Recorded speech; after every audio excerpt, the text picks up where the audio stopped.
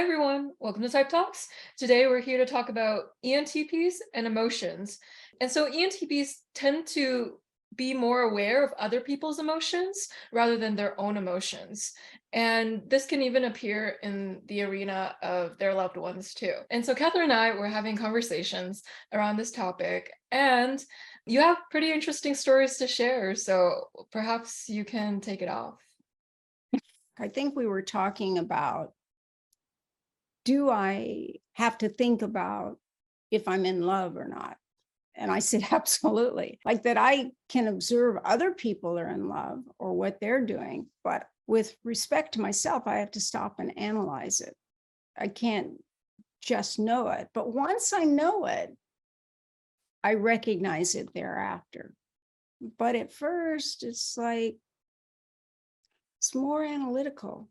It's more a question of, well, what would need to be happening if that was the case? And I take it back to the fact that also having 8 in the Tritype, 8 and 5 don't trust love or being in love, that people can fall in and out of love. So what is love anyhow? So that's part of it. But when there's the ENTP, I've just found with clients that they have to stop and think about it if it has to do with themselves. But with other people, they know what they're feeling. And that feeling might even be uncomfortable and not wanting to have that feeling, but knowing it and then being able to use that information in ways that are very helpful and constructive, or take it and realize that they're going to be the opposite of whatever they're observing.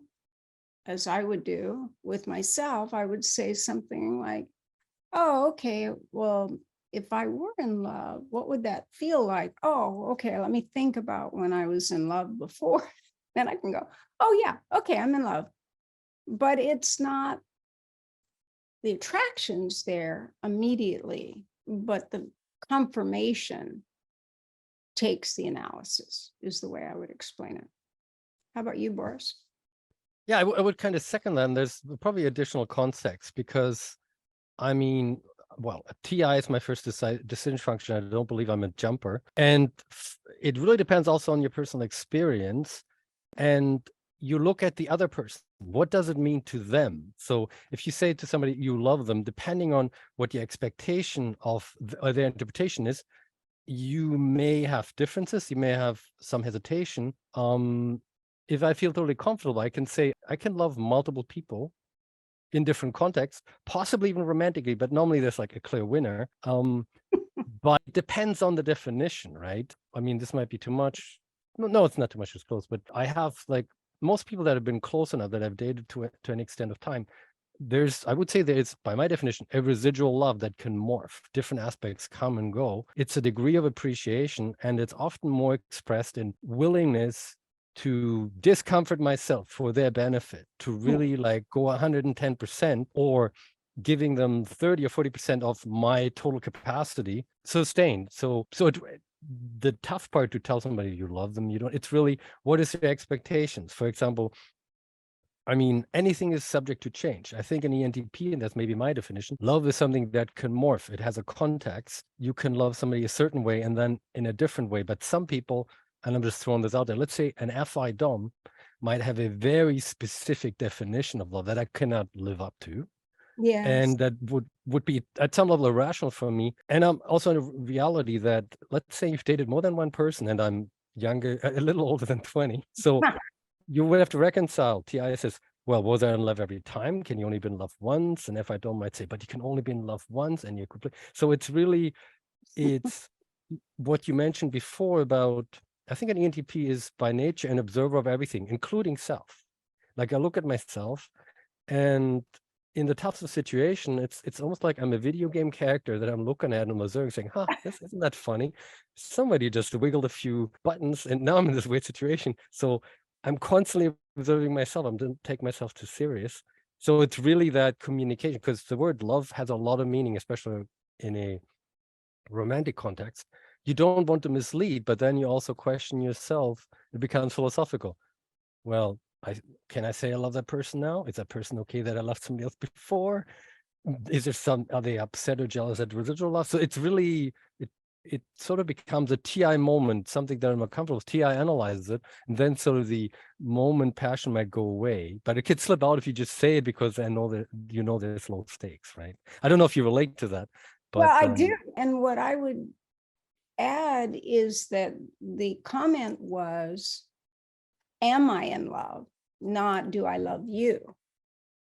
So I think there's a distinction, because I would automatically go through the same process you just did if someone wanted me to love them in a particular way. And I would know right up front if I was never going to be able to do that. And generally speaking, if I couldn't do that, then I would not want to put that person in a difficult situation if they were always waiting for that. But on the other hand, being a sexual subtype, the minute I do love someone, it's forever. Even if it morphs into a different relationship, that quality is forever. So it's not easily given, but it's not taken away. There are always important remnants that are eternal, in my opinion. As a sexual, wouldn't say that for every type.